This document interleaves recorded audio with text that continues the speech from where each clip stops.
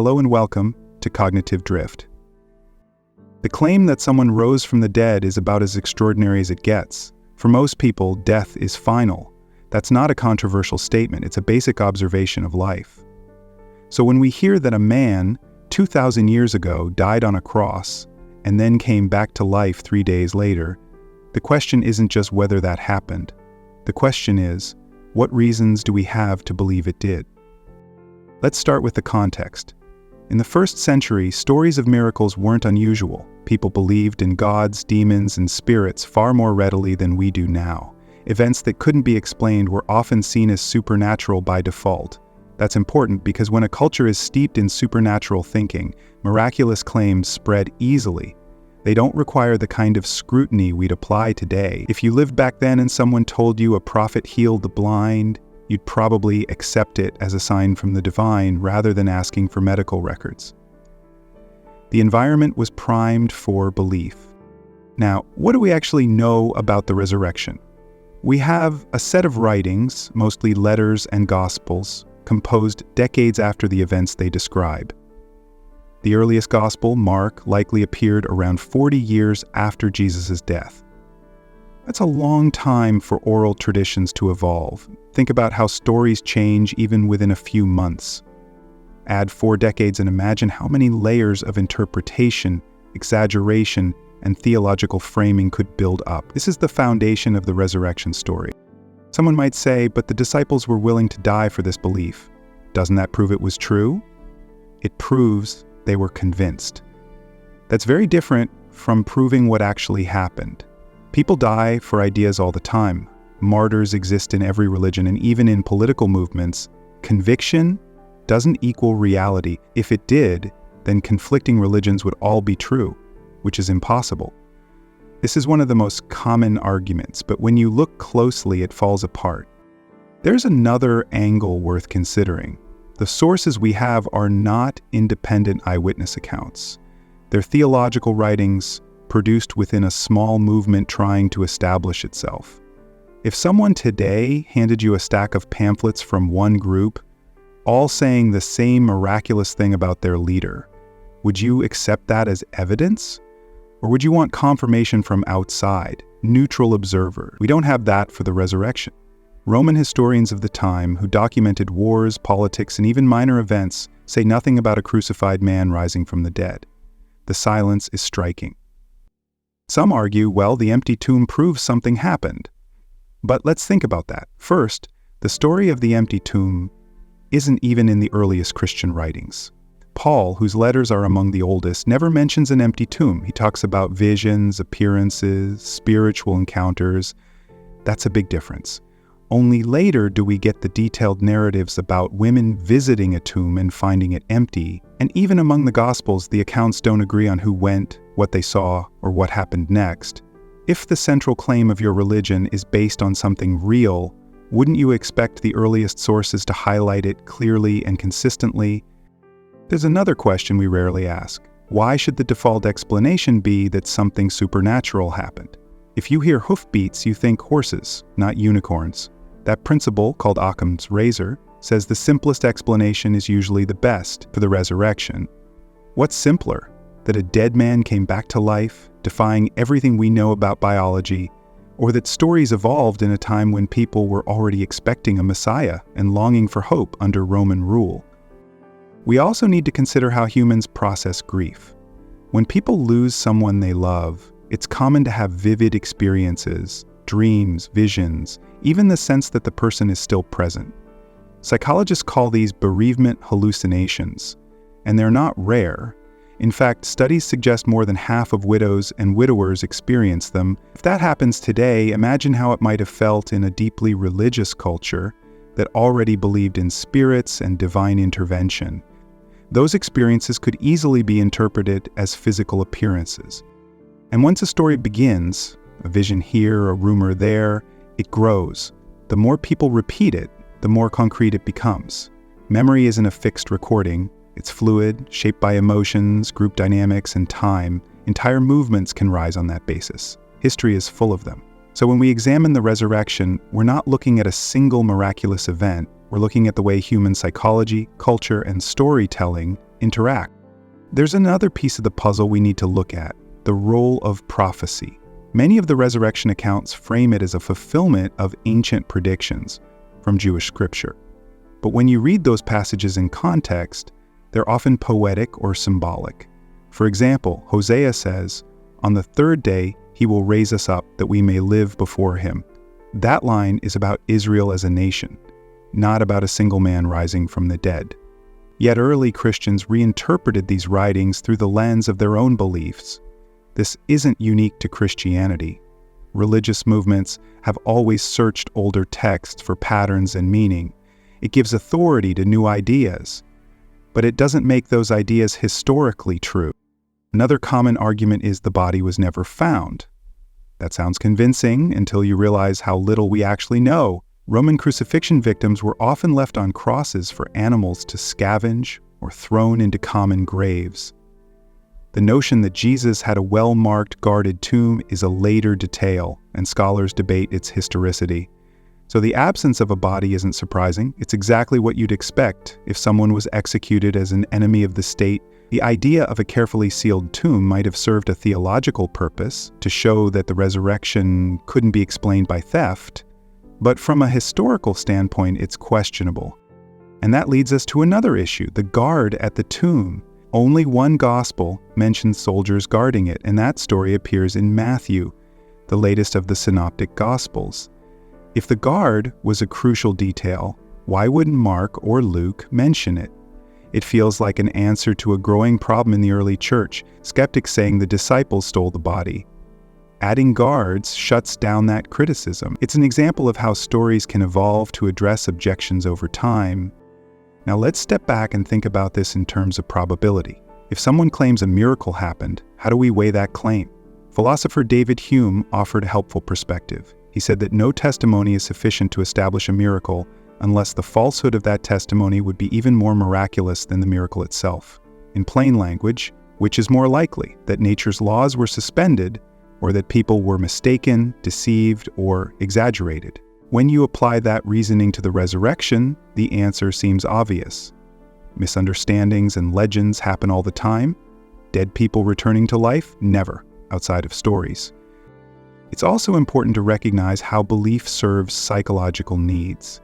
Hope, meaning, and community are powerful motivators.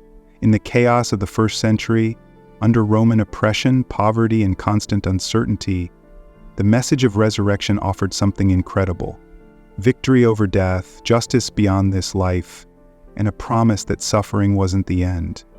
That's an irresistible narrative for people living in despair. It doesn't require deceit, it only requires human longing. And when a story resonates that deeply, it spreads fast.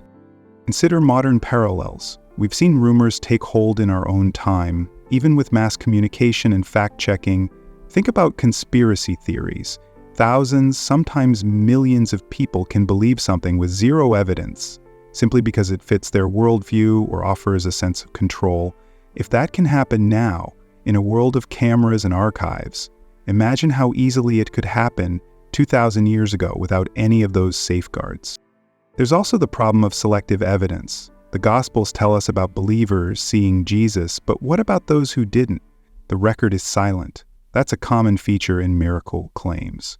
We hear from those who affirm, not those who doubt. Even today, people report seeing apparitions of saints or visions of loved ones after death. Entire communities claim these things as proof of the supernatural. Yet when investigated, the evidence never holds up under scrutiny. The resurrection accounts fit that same pattern: extraordinary claims supported by testimonial evidence within an already believing community. Another interesting detail is how inconsistent the resurrection stories are. Who went to the tomb? Which women were there? Was it still dark or already light? Were there one or two angels or men in shining clothes? Did the disciples meet Jesus in Galilee or Jerusalem? These aren't minor discrepancies, they're fundamental to the timeline. If this event was the cornerstone of their faith, you'd expect crystal clear accounts. Instead, we have narratives that look like they've been shaped by different traditions, each telling the story in its own way. That's what you'd expect from evolving oral traditions, not from eyewitness reports of a real event. We also have to talk about Paul. His letters are the earliest Christian documents we have, and when he describes the resurrection, he doesn't mention an empty tomb or physical encounters in the detailed way the Gospels do. He speaks of appearances, often in visionary language. In fact, when Paul lists those who saw Jesus, he includes himself, and his experience was clearly a vision, not a meeting with a physical body. That suggests the earliest understanding of resurrection wasn't necessarily a corpse walking out of a grave, but a spiritual exaltation. Over time, that concept may have become more literal in the retelling. So if we strip away later embellishments, what are we left with? Probably a small group of followers who had powerful, transformative experiences after Jesus' death. Those experiences were real to them, but real doesn't mean what they believed was true. It means human minds are capable of extraordinary things under stress, grief, and expectation. And once the story took hold, it grew because it met deep emotional needs, because it aligned with cultural hopes, and because it gave meaning to suffering. One question that often comes up is why this particular resurrection story endured when so many others didn't. After all, Jesus wasn't the only figure in antiquity said to have risen from the dead. Myths of dying and rising gods were common in the ancient world. Osiris in Egypt, Dionysus in Greece. Even cults like Mithras had themes of life triumphing over death. These weren't carbon copies of the Christian story, but they reflect a recurring human pattern. The yearning to believe death isn't final.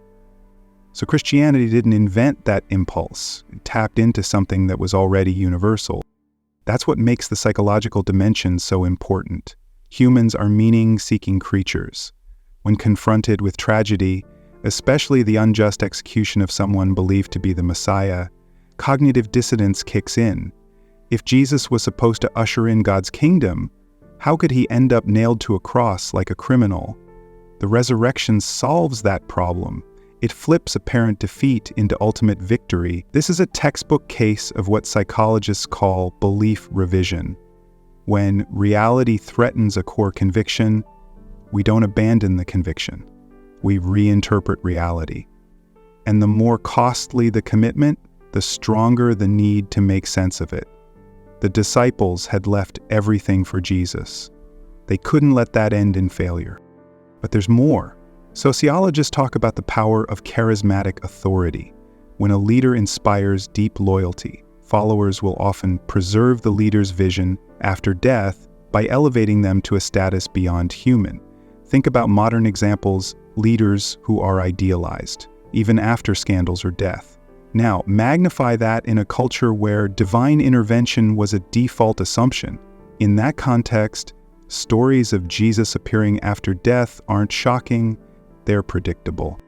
Let's consider another angle that rarely gets discussed: memory and storytelling. Cognitive science has shown that memories aren't static. Every time we recall a story, we subtly reshape it, add communal retelling, emotional intensity, and decades of oral transmission, and the gap between event and written account becomes enormous. Scholars estimate that Mark, the first gospel, was written around 70 CE, roughly 40 years after Jesus' death. Matthew and Luke came later, John even later still. By that point, the movement had grown, and theological debates were shaping the narrative. This isn't conspiracy, it's how traditions form. The same process shaped myths around countless historical figures. We also need to talk about visions and altered states. Anthropologists have documented how intense fasting, grief, and group rituals can lead to what feel like supernatural encounters. These aren't signs of fraud, they're signs of how the human brain responds under certain conditions. Paul's letters hint at these dynamics. He describes ecstatic experiences and visionary revelations as part of early Christian life. In that environment, seeing the risen Jesus or believing someone else saw him wouldn't feel strange. It would feel expected. Now, some might ask, if this is just human psychology and cultural evolution, how do you explain the rapid spread of Christianity? That's a fair question, but it assumes truth guarantees growth. It doesn't. Ideas spread when they meet human needs and adapt well to social conditions. Christianity offered a powerful package: hope of eternal life, equality in a world of rigid hierarchies, and a moral framework that gave suffering meaning. Combine that with missionary zeal and the infrastructure of the Roman Empire, roads, cities, trade routes, and you had the perfect recipe for expansion. Truth wasn't the engine, resonance was. Think about other belief systems that have exploded without any basis in historical fact. Modern cults, conspiracy movements, apocalyptic predictions. Some gain millions of followers in a matter of years. It's not because their claims are true, it's because they offer certainty, identity, and purpose. The resurrection story did exactly that for its first believers. It still does for many today.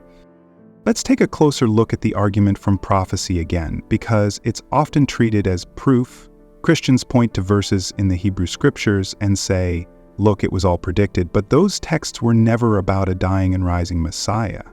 In Jewish expectation, the Messiah was supposed to restore Israel politically, not die a humiliating death.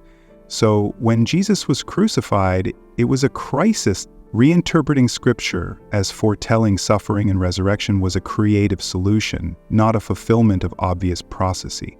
That rereading of ancient texts only makes sense after the fact. And then there's the absence of external evidence. Roman historians documented extraordinary events, eclipses, comets, omens, but none mention an empty tomb or a resurrected man walking around. You'd think news like that would spread beyond a small circle, especially if Jesus appeared to hundreds as the letters claim. But the silence outside Christian writings is telling. If something is world-shattering, as the resurrection actually happened, it didn't leave a ripple in contemporary records. That doesn't prove it didn't happen, but it makes the claim far less credible.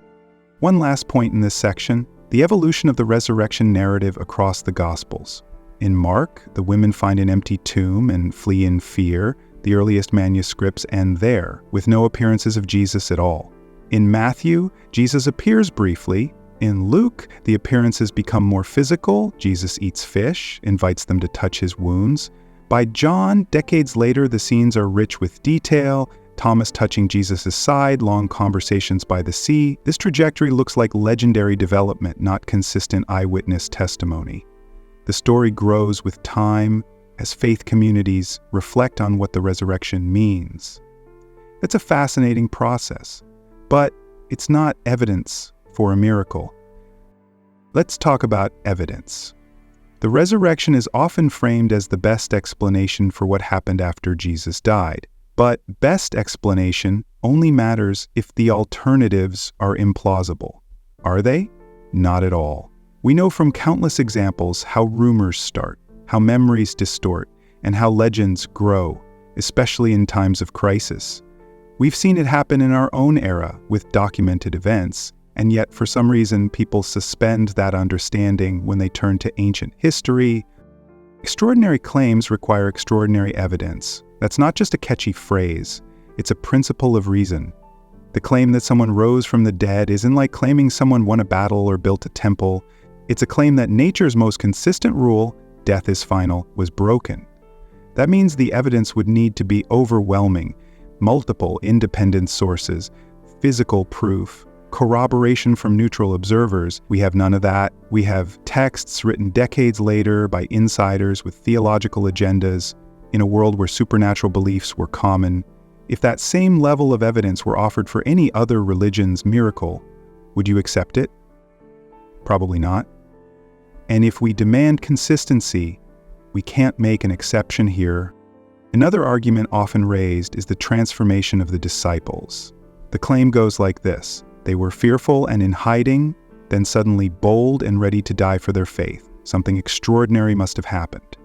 But again, human history offers plenty of parallels. People join revolutionary movements, risk death for political causes, and even commit acts of terror based on ideology alone. Belief can be powerful, so powerful it can override the instinct for survival.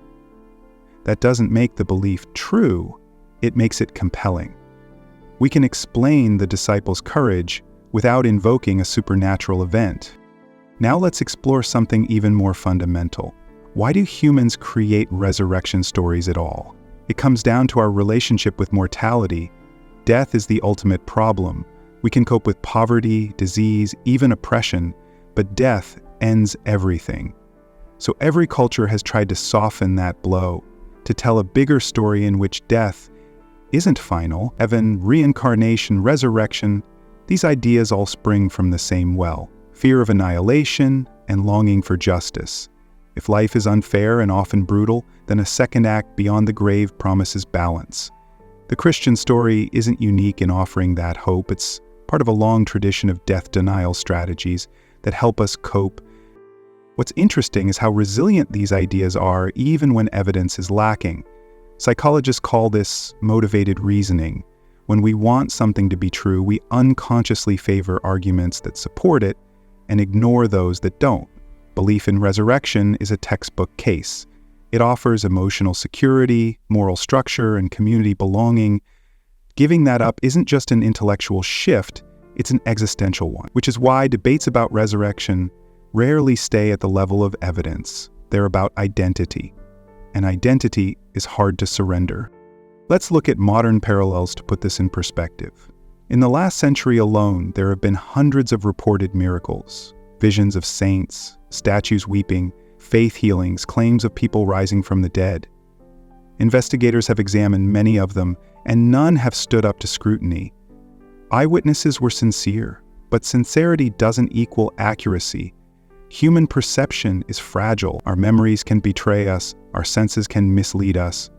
And yet, when we look at an ancient claim, like the resurrection, we treat it as if those human limitations didn't exist back then. Why? Because the story is old? Because it's sacred? Those aren't good reasons. And here's something else worth considering. If a God wanted to make the resurrection undeniable, why choose a time and place where literacy was rare, record-keeping was minimal, and news traveled by word of mouth? Why not wait until there were cameras, satellites, DNA analysis? The timing almost guarantees ambiguity, which raises a troubling question. If the resurrection is supposed to be the ultimate proof of divine truth, why is the evidence so thin? Either the proof doesn't matter or the event didn't happen. Neither option supports the claim as it's usually presented. Some defenders say faith is the point, that if there were absolute proof, belief wouldn't be meaningful. But that argument undermines itself. If the resurrection really happened, then it's a fact, not just a belief. Facts don't lose value because they're proven.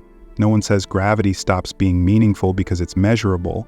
The appeal to faith often sounds like a way to protect the claim from scrutiny. And when a claim requires insulation from evidence, that's usually a sign it can't stand on its own. So where does this leave us? With a story, a powerful story, yes, one that shaped history and inspired billions. But power isn't the same as truth. Stories can move us, unite us, even change the world, without being literally true. Think of myths, epics, national legends. They matter because of what they represent, not because they describe events exactly as they happened. The resurrection may belong in that category, a story that spoke to the hopes and fears of its time and still resonates today. But resonance is not reality. And this brings us to a choice, not about whether the story is inspiring, but about how we handle claims of truth. Do we anchor our worldview in evidence or in tradition? Do we let reason guide us, or do we carve out exceptions when something feels sacred? Those questions matter far beyond the resurrection because they shape how we navigate truth in every part of life.